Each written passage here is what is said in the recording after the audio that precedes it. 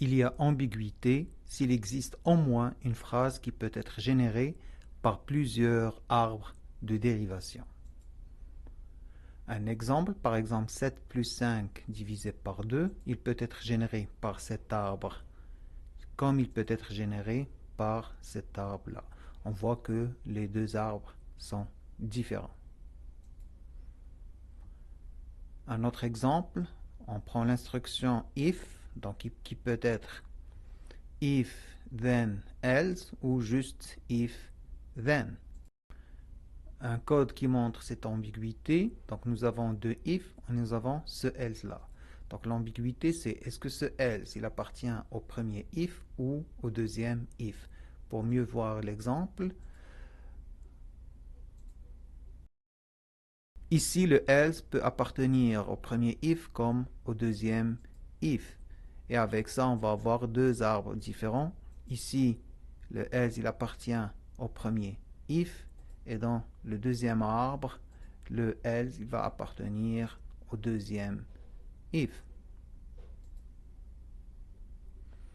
Un compilateur ne peut pas se baser sur une grammaire ambiguë parce que, suivant l'arbre de dérivation utilisé, le résultat d'une même expression peut différer. Si on prend l'exemple de tout à l'heure, 7 plus 5 divisé par 2, donc ça peut être 6 si on considère 7 plus 5 et puis divisé par 2, ou 9,5 si on considère 7 plus et on fait le 5 divisé par 2 en premier. Il faut donc lever l'ambiguïté de la grammaire, donc il faut transformer la grammaire ambiguë en une grammaire non ambiguë. La résolution des ambiguïtés avec le même nom terminal. On commence par l'ambiguïté d'associativité et on voit que c'est le même nom terminal. L'opérateur ici, c'est le même opérateur ici. Donc, on prend comme exemple E plus E, nombre ou E. Donc, l'expression 4 plus 5 plus 10, on peut avoir le premier arbre et le deuxième arbre. C'est vrai qu'ici, ça va être le même résultat, mais l'ambiguïté, c'est quand il y a deux arbres différents, et là, les deux arbres sont différents. Pour lever l'ambiguïté d'associativité, on choisit un côté pour la récursivité, un côté gauche ou droit, et on ajoute un nom terminal. On prend l'exemple E est dérivé E plus E est dérivé un nombre ou E entre parenthèses. Donc, on va utiliser ici le développement à gauche en premier. Donc, E va devenir un E. Donc, c'est le E ici, il se développe d'abord à gauche. Après ça, on ajoute un nom terminal F, que F, c'est lui qui va être juste un nombre, sinon un E avec entre parenthèses. Donc, il n'y aurait pas de conflit.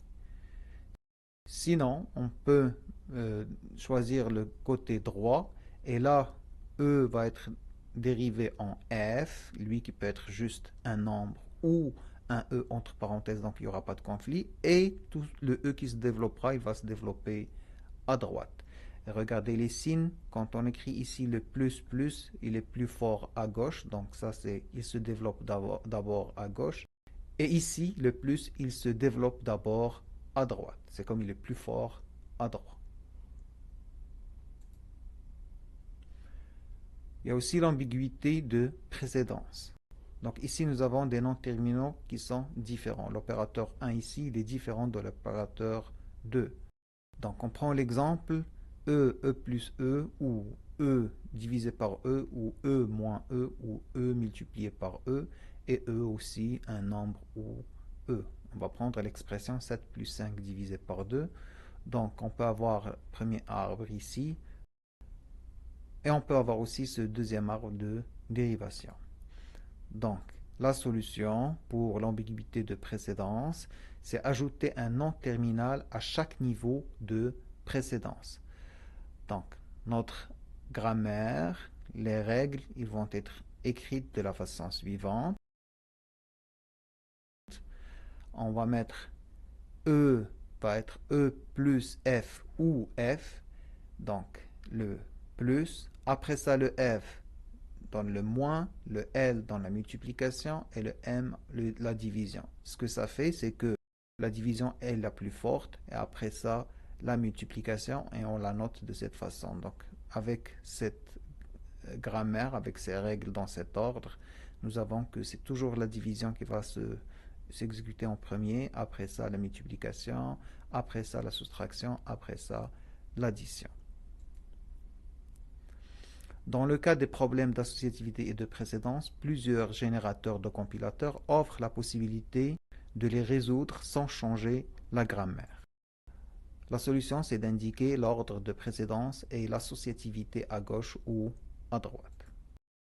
Pour le cas du if, pour résoudre ce problème, il faut prendre une des décisions suivantes. Ne pas autoriser des if-else en tant qu'instruction d'un if qui a déjà un else. Ne pas autoriser des if-else dans le corps d'une instruction else.